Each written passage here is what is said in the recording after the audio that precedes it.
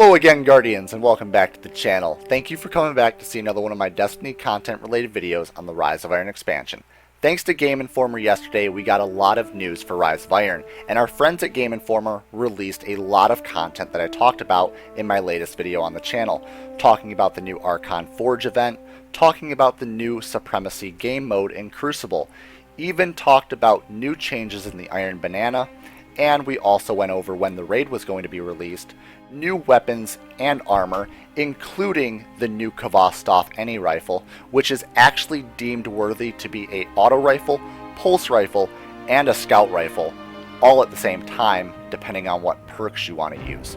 We also got to talk about the new release of the Year 3 Thorn coming alongside Galahorn.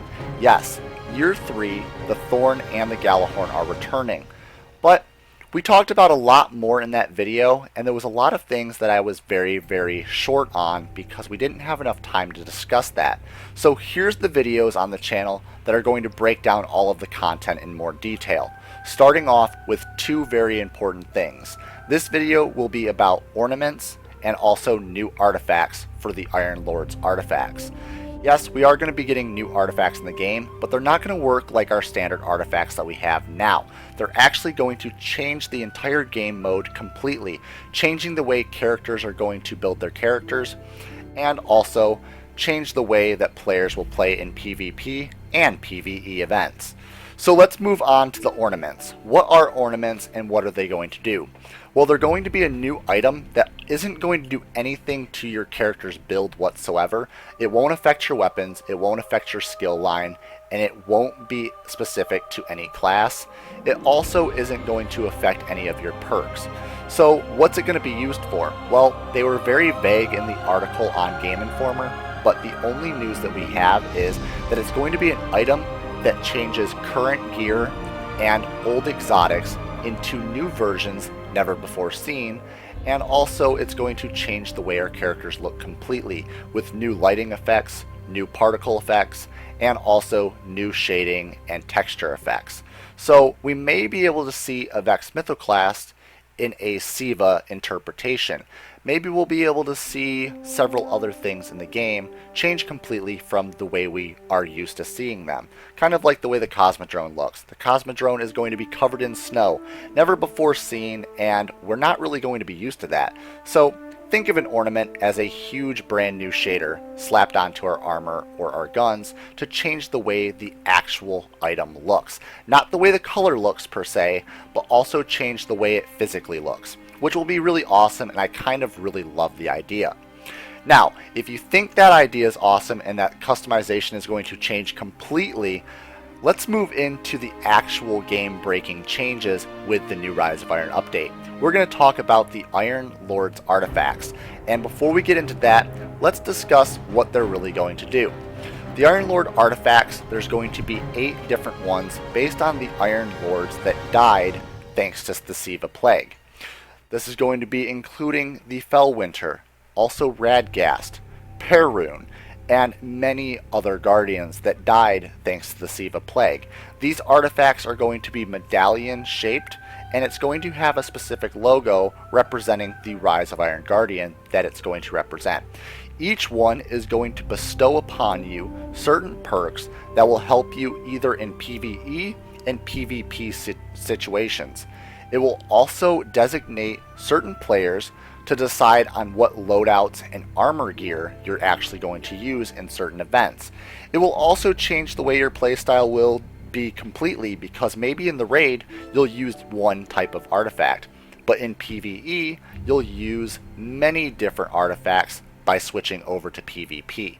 Now, this is also going to be in more detail very shortly, but the Rise of Iron is now releasing a lot of information about the Iron Lords. Before, we had to search and skim through the Grimoire cards to try to find information on each one of the recorded Iron Lords, many of which were just monocles underneath weapon names that we found in the Iron Banner. Many people think of Radgast as Radgast's Fury. Many people think of the Fellwinter as Fellwinter's Lie, which is a shotgun, and many people don't really think of them as guardians and allies from the past. Now, if they were still alive today, they would be our mentors in becoming Iron Lords. But as of right now, the only one we know is currently still alive is Lord Saladin, and he's going to be leading us into victory and teaching us how to use these brand new artifacts. This is the lore that we get to work with, and we finally get to break down the stories. I know many of you have probably not went to Bungie.net and looked through the Grimoire cards, but the lore is there. But there's still probably 80 to 90% of the story that we still don't understand. So I cannot wait for Rise of Iron to be released. Now, thanks to this, let's go in and talk about each one of the artifacts individually. Okay, Guardians, so now we're in my Game Informer magazine, and if you got the Game Informer, you probably have already read over each one of these artifacts, but we're going to break them down in a little bit more detail and talk about which ones and what scenarios we'd use them for. Also about a couple things that might be nerfed later on, or that might already be nerfed, but they seem a little unclear in the magazine article. So thanks to Game Informer, we have these images of all 8 artifacts that we can get inside of Rise of Iron. As of right now, we know of the 8.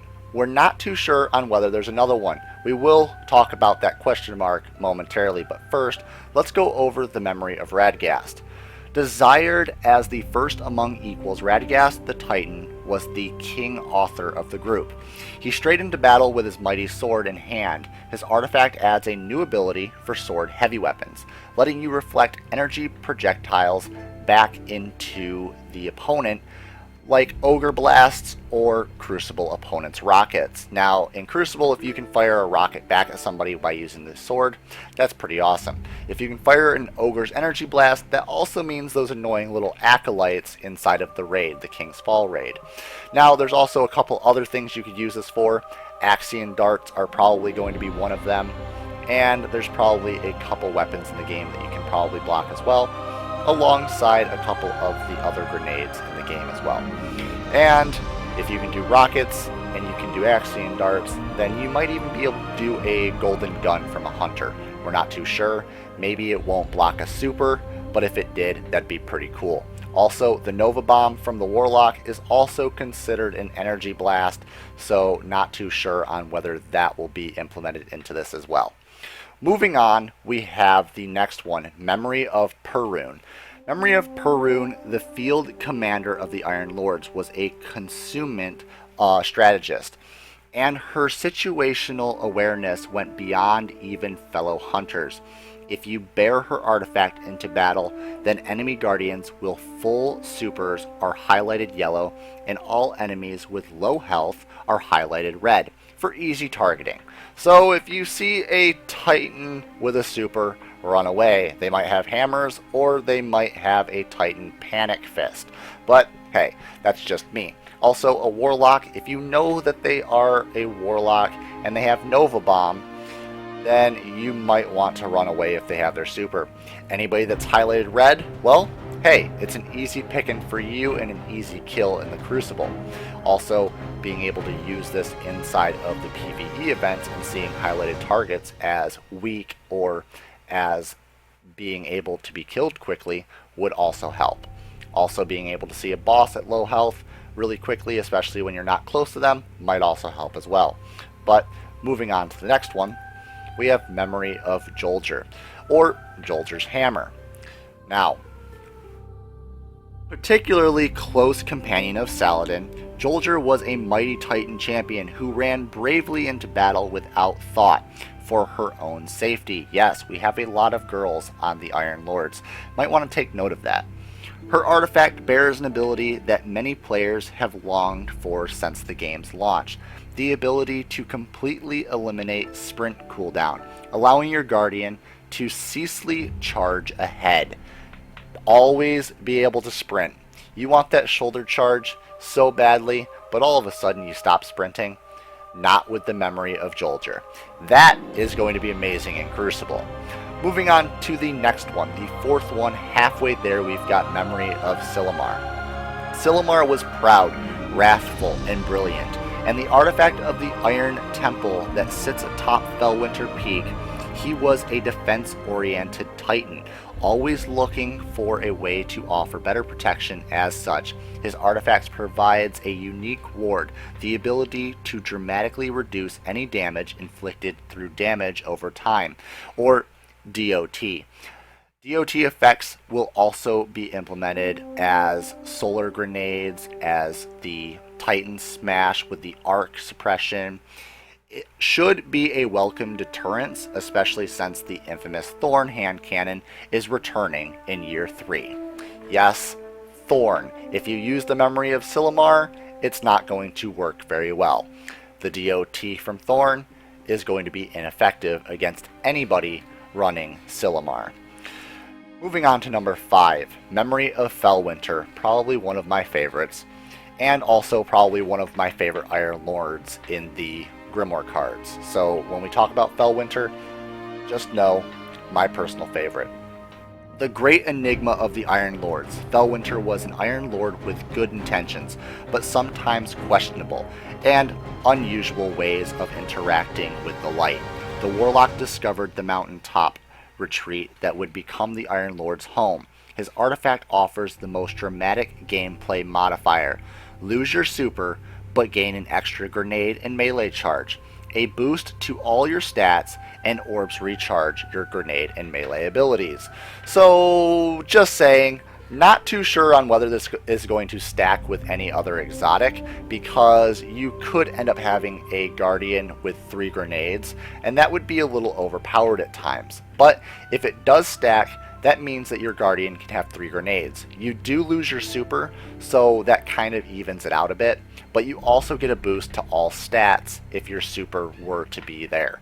Now, if your super was there, you have a boost to all stats, you'd have an increased recharge to grenades and melees, and you would seem pretty overpowered.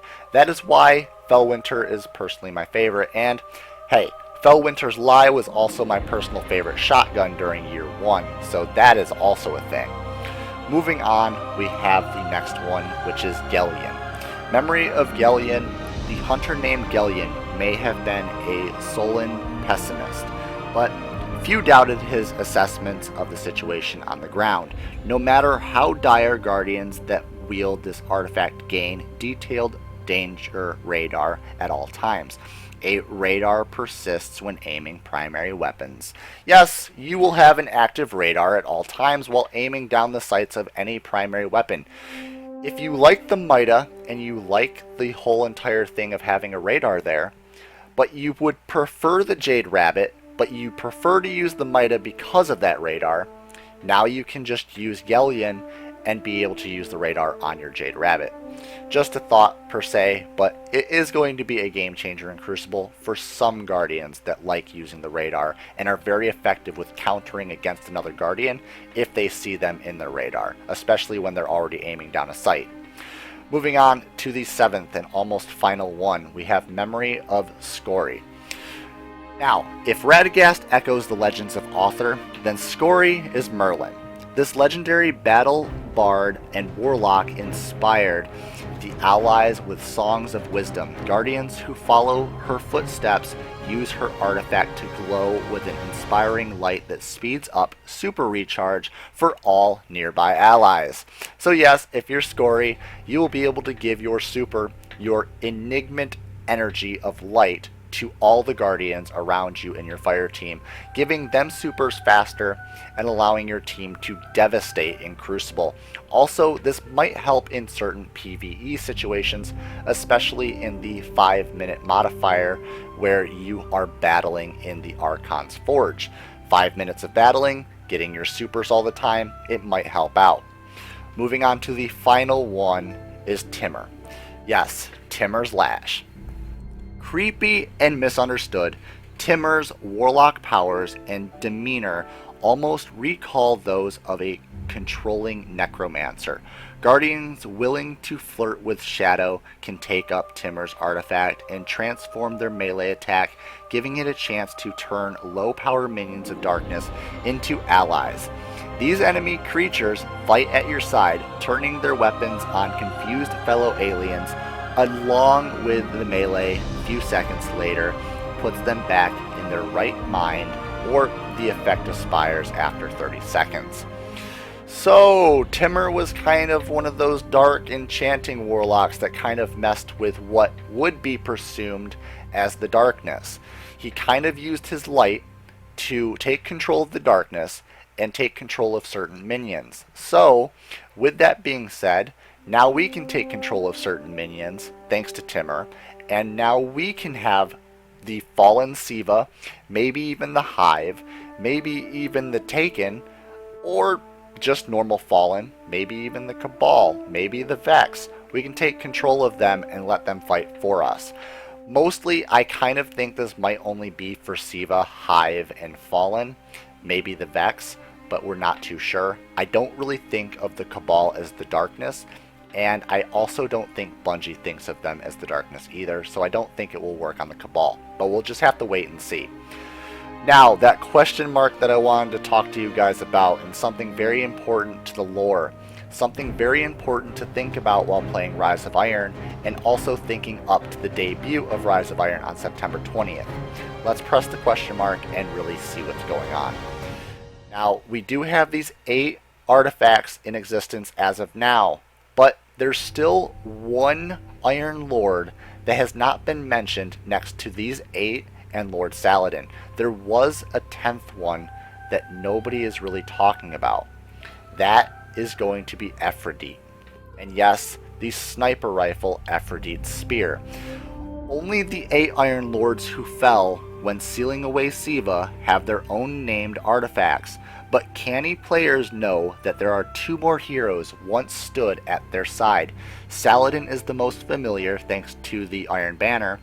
He has hosted the Iron Banner to hone the light of new Guardians and prepare them for the threat of Siva's remembrance, but the sniper named Aphrodite also may have survived, as she has no statue in the mausoleum. Bungie won't be waiting long before exploring the mysteries of her disappearance. So that means that we think that Aphrodite is still alive. Where did she go? Nobody knows. But we will be finding out in Rise of Iron. A lot of people speculate though, and I will give you this clue, that the stranger from the beginning of the game's launch is Aphrodite, and I think that she's going to be coming back to help us. So we might actually see the stranger once again in Destiny. And that, Guardians, is the end of this video. If you liked the information, or if you have any comments to leave me, definitely drop a like on the video and post your comments down below. If you have questions, or if you just have a comment to leave a good response, that is all good. I will answer all of your guys' questions and also respond to any of your great comments. Again, guys, thank you all for the support, to all of you Guardians, girls and boys, and I will see you all in the next video.